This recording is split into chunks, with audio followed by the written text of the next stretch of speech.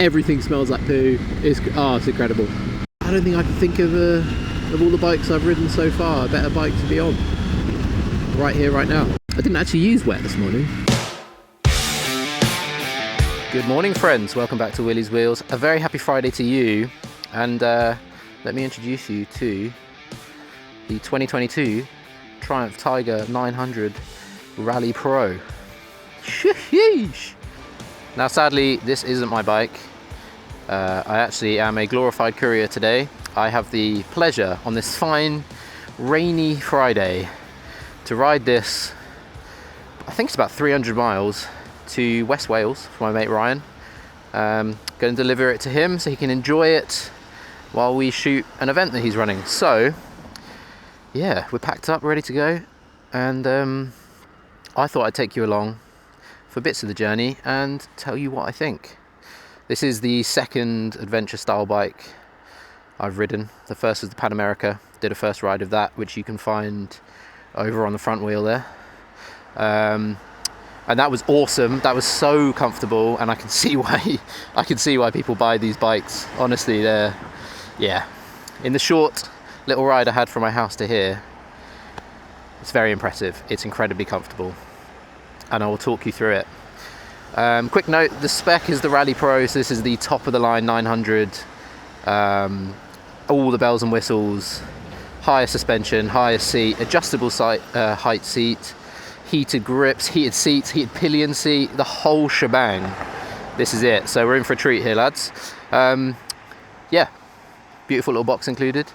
I've got all of my camera gear in here, apart from the cinema camera, which is in a camera car. So I've got stills cameras, 4 lenses, all the chargers, everything. Got my clothes strapped on there. It's beautiful, look at it. Palatial. So without further ado, I'm going to try and get on. So this is the cockpit, and I gotta say, as someone who loves like vintage classic bikes, no, this doesn't work. It's a lovely place to be. I think I'm going to enjoy this quite a lot. So I've got adjustable height screen here, which you can adjust with one hand. And yeah, cockpit's really nice and long, feels very, very comfortable. First impressions, all good. So first stop is Amersham to meet up with some friends. And then we'll get on our way to hopefully sunny Wales. Can't be worse than this, can it?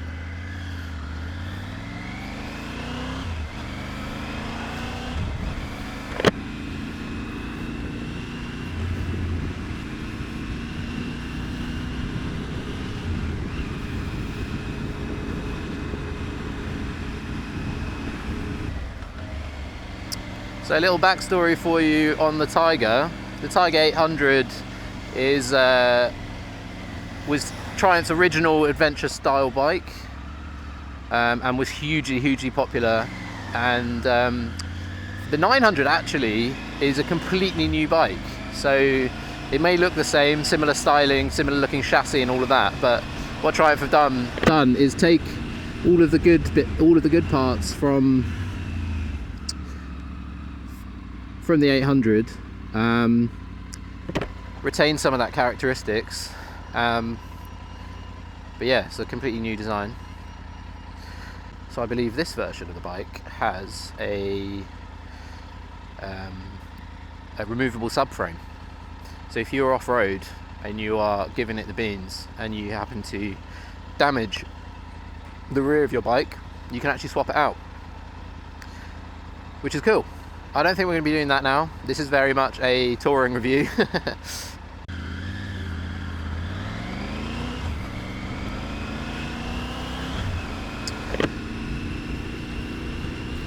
So the Tiger 900, although it keeps the name of the Tiger 800, which is Triumph's hugely popular adventure bike, it's actually a complete redesign. The whole bike is new. Features a removable subframe, so if you damage that, you can actually swap it out. It's made of aluminium, I believe, so it's nice and light. But they have redesigned the chassis, subframe, everything, the engine, just to refine and keep all the things we love about the original Tiger, but more refined, more up to date. So what you find around town is it's incredibly light. It's tippable, it's easy to maneuver. Having come from smaller bikes, smaller displacements, smaller footprint, I thought, you know, this is actually going to be a bit of a behemoth to move around. But actually it's very maneuverable, it's very light, it's easy to get around traffic. You're not going to be lane splitting as much as on like my Sportster or something, because it's quite wide. But actually what they've done quite nicely is the frame rails here is the widest part of the bike. So handlebars, frame rails, as long as you're clearing that and you haven't got any huge bags on, you're going to make it through. So that's cool. So it's a complete redesign. And one thing they've done in particular is this is a triple, so it's a 3-cylinder engine. But they've redesigned the crank, so the firing order is similar to, or has similar kind of a feel to a twin. And obviously the big twin adventure bikes are probably the most iconic of the class. BMW GS, like Multistrada, V2, the Honda Africa Twin, for example, tried and tested. And so by redesigning the firing characteristics of the triple, they've said it creates a better feel low down in the revs, so when you're off-roading you have a better feel, but also it just has a bit more character to it. You still get a little bit of a whistle with the triple, but there's a bit more of a kind of granularity to it, which is awesome. Now this bike is much wider than I'm used to, so I need to be careful here. I don't clip any mirrors or whatever. Nice to have mirrors though, very enjoyable. So around town, it's light and it's nimble and it's really very, very, very nice.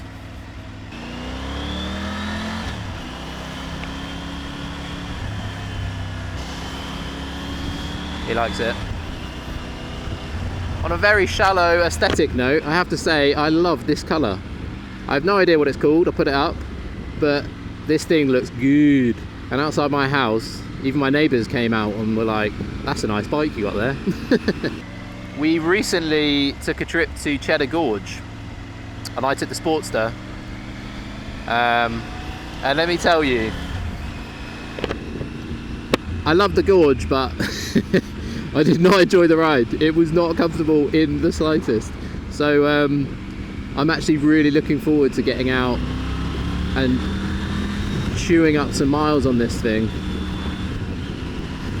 In and out of traffic, the engine, it's got some good torque, it's got some good pickup, and you've got a swathe of rider modes to choose from with the Rally Pro. Obviously you've got all the off-road modes, Off-Road Pro. We also have Road, Sport and Rain. I'm currently just in the standard Sport mode, and it's really good. You can change them and select them on the fly with this little joystick down here. This bike just has a sense that it wants to stay upright. It's quite hard to explain, but I mean, I'm not light and I'm quite high up with this raised suspension on the Rally Pro. I've got luggage, but actually it doesn't feel top heavy at all. It feels really centered. It's got a lovely big fuel tank, 22 litres, which if I could work out where to find it on the dash, I will tell you. Here we go. So we're averaging, in and around town, we're averaging 47 miles per gallon. Currently sitting at 45 is 63, and our range with a 1 notch from full tank is 231 miles. Which, coming from a Sportster with a 10 litre tank is, yeah. That's quite nice. That is, yeah, I love that.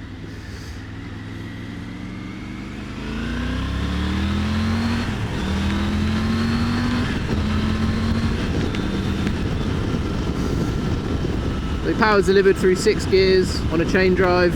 There's a policeman. and it's a very smooth experience.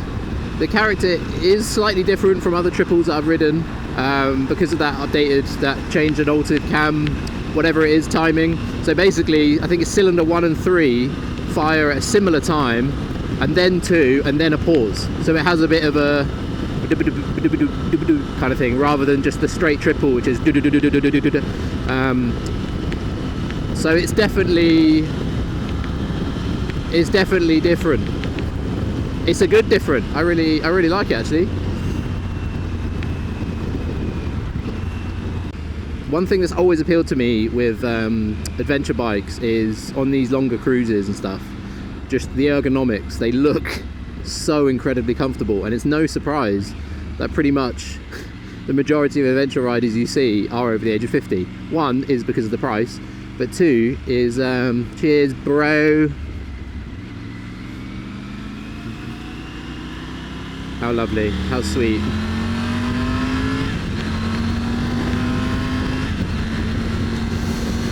Is because they're so comfy. So if you've got a bad back, I reckon you're gonna be alright on this thing. The seating position is actually more aggressive than I thought, to be honest. I've got long legs, I'm 6'3", and yeah, the pegs feel just slightly higher than I was expecting, and I think that's definitely something to do with, you know, the off-road leanings of this bike. It needs ground clearance, so the pegs are going to be higher, everything's going to be a bit higher up off the ground, but it's not uncomfortable by any means. I'm hugging the tank nicely, it's keeping my legs warm, and these fairings just down here, just that extra little fairing, deflects the wind away from my knee in such a nice way that I can, you know, if I want to cool my leg, just stick it out. If I want it warm, stick it in. It's lovely. The seat is adjustable height, so you've got two options within the stock seat, which is heated, which is incredible. So you're pretty guaranteed to find a comfortable seating position. We will see as the day progresses just how comfortable it continues to be. So I'll fill you in later once we get out on the motorway. I'm in the wrong lane, yeah.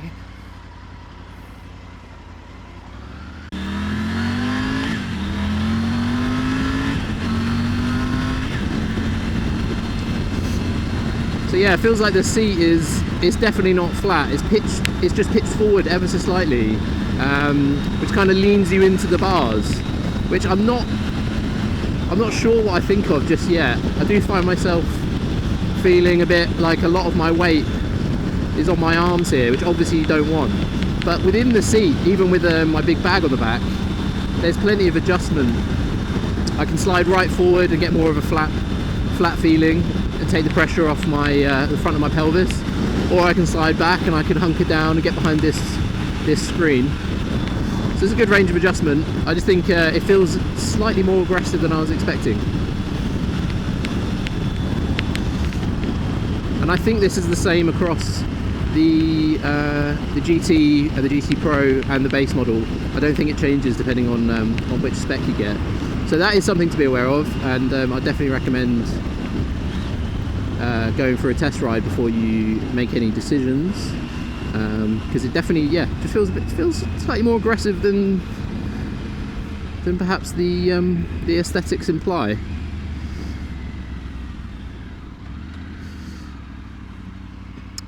But while we're stopped, this adjustable screen, it is pretty good. I think if you're tall like me, or if you're doing a lot of touring, you're going to want an extra screen there. Because in the rain earlier, I did notice all that water was flicking off, and the height, it was delivering it straight into my face. So I was getting a really wet visor when actually most of the water wasn't coming from the rain, it was coming from the front of the screen, which is actually quite annoying. Now I'm sure Triumph sell a touring screen, or you can get a third-party one, which will probably fix that problem for you, but it's just something to be aware of. It is in the top position, and I'm getting wind delivered kind of straight into my face, which isn't particularly nice. Alright, I'm going to make my way to Amersham, which is our first stop, and I will report back with how we're faring on the motorway a bit later. I'll see you soon. You know what, the more I ride this bike, the more my preconceptions about this genre and style of bike are just going out the window. It's I honestly I thought these bikes were for 60-year-old blokes who have a little bit too much money, or they saved up, you know, all their life to get their dream bike, blah blah blah, but they found it's too uncomfortable, so they buy an adventure bike because they've got a bad back or whatever. And the majority aren't going to be used off-road, they're just going to be munching miles like I am today. So I am obviously very aware of the irony in that statement. But actually, this... Whoa! Whoa! Here's the horn. This is a fun bike to ride. It's punchy, it picks up speed quick, it's super nimble. I'd love to try the older Tiger actually, just to see the difference and the progression this has made. With the chassis redesign, the subframe, the engine, all of that, just to see how far it's come, because this is a compelling motorcycle. It's really fun to ride. I'm having a hoot, I'm having a great time. Obviously it's not, you know, liter bike, track bike, fast, whatever, but I've got enough gear to shoot over, I've got enough gear to go to a shoot over the weekend with all my clothes, my wet weather gear, all of that crap, all in the back, and I cannot feel it. It just feels fun. Around town it's light, it wants to turn into corners. I'm not driving a barge. This is, yeah, surprising. Very nice. And while I'm having fun, I'm dry. My jeans are dry. We've just been riding in the rain for half an hour. My jeans are dry thanks to these little extra fairings and the warm engine. I'm warm. My hands are comfortable. My butt is warm because I got the heater on, and it's only on 1 out of 2, and it's toasty in there. Hey, I can see the appeal now. Very good.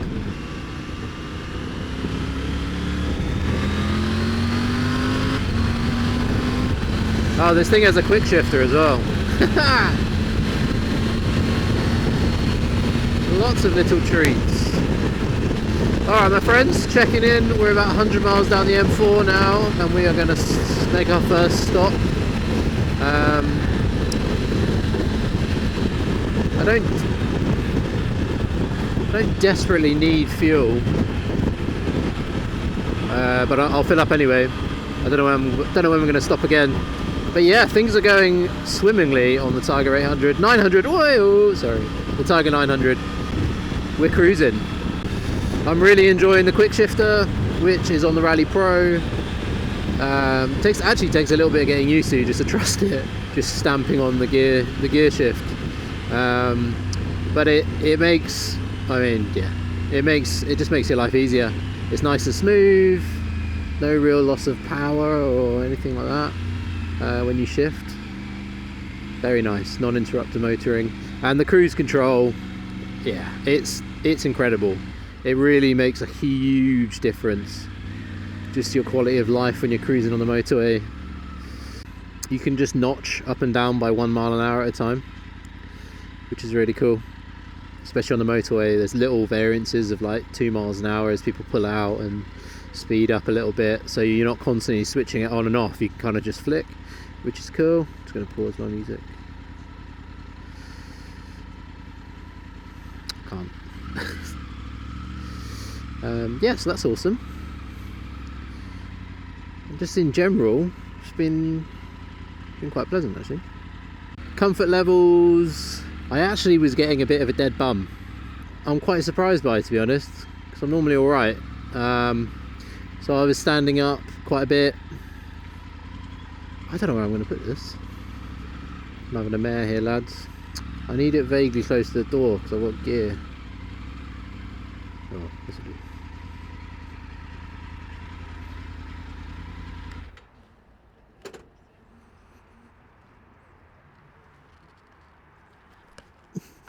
So we have averaged 48 miles per gallon, 140 miles, average speed of 50, 2 hours and 50 minutes on the bike. It's been good, yeah. Surprised that my arse is getting sore. I had to turn off the heated seat because it's getting too warm. Now there is something with the engine. When you're doing a spirited motorway speed, 77 miles an hour, and you're sat, there's like a revolution, it's like 6,000 RPM, and it's really whiny and really annoying. I actually found that really tiring, so I had to keep kind of going over and under a particular speed. And yeah, above 75, the handlebars do get quite vibey, so I was getting quite sore. I might switch my gloves. It might be something to do with the tyres, maybe. I think they are different to the GT. But yeah, it did get quite vibraty, but otherwise, pretty happy to be fair. Seem to get some blood back in my bum. After a quick rest stop, we carried on down the M4. The temperature rose as the skies got brighter, and not before long, the Prince of Wales Bridge rose up from the horizon.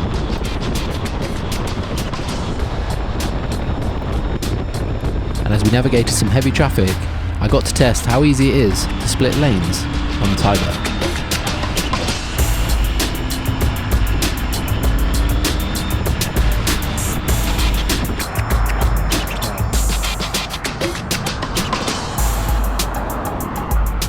One hour to go.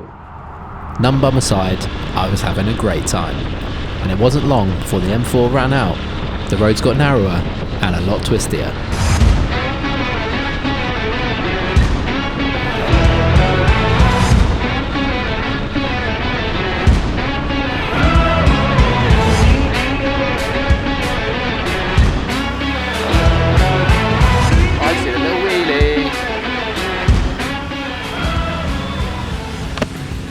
Well, friends, welcome to Wales. We've made it, and I got to say, I'm feeling good. Bum's a little bit numb, hands a little bit sore, but everything is well when you're on these here roads.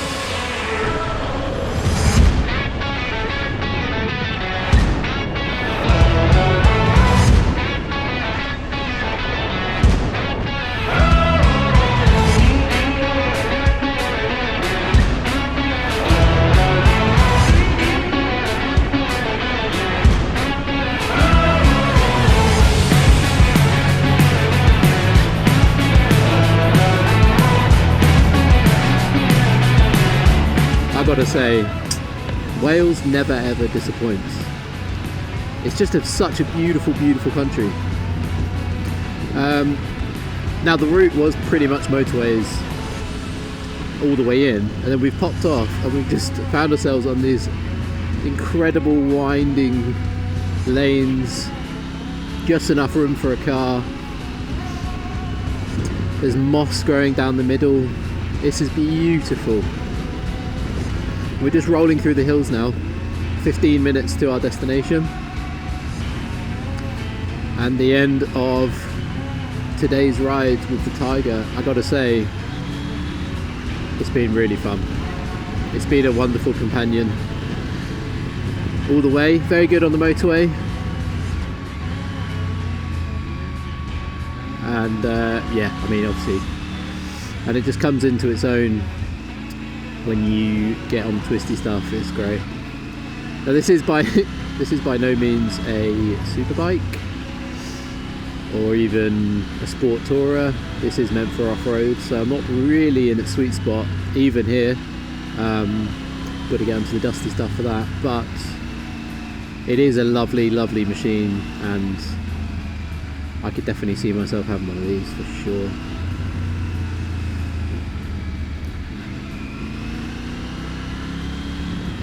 So what's my favourite thing then? So what did I like? Well, first of all, I love the feel of the bike. I love the screen. I love the experience of sitting on the bike for the first time, turning on the engine.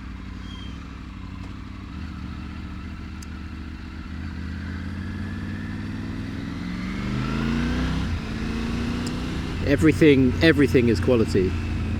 The heated seats, all the mod cons stuff I definitely don't have on my bike. I'd say it's essential for, you know, riding like this, going long distances, especially in the colder months. You've got to have it. Now bear in mind, this is the absolute top spec, the Rally Pro. So it comes at a fair price, but if I had the money, I think I'd probably have to ride a GS, maybe an Africa Twin, to find out if I was spending 15 grand plus. I think, to be honest, for me, if I was doing a lot of motorway miles, I'd probably go for a 1200. This is incredible. Oh, this is my happy place. This is like where I grew up in Norfolk. Just rural tractors, everything smells like poo. It's incredible. I'm so happy on this bike. It's awesome. Where was I? What else did I like? You know what? I really like the luggage. The box actually was surprisingly roomy, and with the elevated lid, I managed to fit, you know, a heck of a lot more in there than I thought. And I kept adding. I added a water bottle halfway. I actually ended up putting my my GoPro case in there as well, and it all squished in, gasket sealed. That luggage is really nice. I can imagine the side panniers as well would be just as good. Things I didn't like so much, unfortunately, at enthusiastic motorway speeds, I really didn't enjoy it particularly. There was some pretty significant vibration coming off the front wheel, which I'm going to put down to the tyre. I think if you're on the GT Pro and you had a more road focused tyre, I don't think you'd have as much of a problem. So I think that had a fair amount to do with it. This bike is not tuned for crunching motorway miles. It's really meant to be off-road, so I must forgive it there. But I can imagine if you buy this, you're not going to spend 100% of the time off-road. You've got to ride probably on a motorway to get to where you want to go, in the bushes, in the forest, or wherever you are. So that's something to think about. Maybe a different set of tyres would fix that.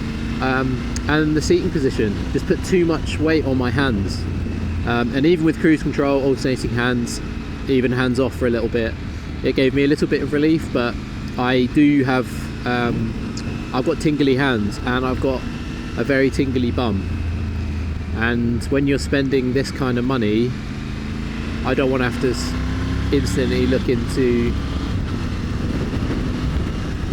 you know, an aftermarket seat or gel covers or anything like that. Like, you just don't want to be doing that. You want a solution straight from the factory that's going to impress. And unfortunately, I got a numb bum, and I think that's maybe its biggest letdown for me. It's just this riding position. So potentially could be tweaked, but overall, this is a very impressive and very, very enjoyable motorcycle, and I can only imagine that off-road this thing would deliver in bucket loads. I gotta say, yeah, after riding this, I see the appeal. I see the appeal of the adventure bike. I love the way it feels sitting behind this big tank. The stance on the road, the big fog lights. Actually, I didn't miss having a loud exhaust. People knew I was there. I did a lot of motorway filtering, and I could tell people were aware of my presence. I had the fog lights on and the dip beam, and it's just a nice place to be sat here. It's nice to see that Triumph logo down there on a bike like this, and feel the quality switch gear. Everything's in pretty much the right place. Throttle response is lively. It wants to go. The quick shift is really smooth. And the bike feels planted, it feels safe, it feels exciting. I bloody love it. I don't think I can think of all the bikes I've ridden so far, a better bike to be on. Right here, right now. So I could do more courier jobs like this. I'll be sad not to be riding it over this weekend, but such is life. I've enjoyed this experience. And look at this place, I mean, wow. This part of the world is unbelievably beautiful. Now look at that. What a whip.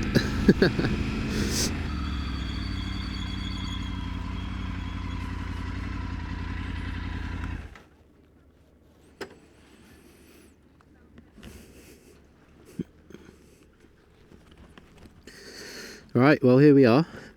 I've made it. Let's quickly just look at the stats for this trip. 291 miles, average speed of 51 miles per hour, 5 hours 40 in the saddle. It's not too shabby, and we averaged 50 miles to the gallon. Yo! It's in there. Well, I have to say, after leaving this morning with 4.5 hours or however long it's been in the saddle ahead of me, I'm actually quite sad to get off. It's been awesome. Alright friends, that's it for today. Hope you enjoyed this ride and a little review. If you haven't already, hit subscribe, give this video a like. Plenty more content like this on the way. I'm gonna go and do some work. Take care guys, thanks for watching, see you soon.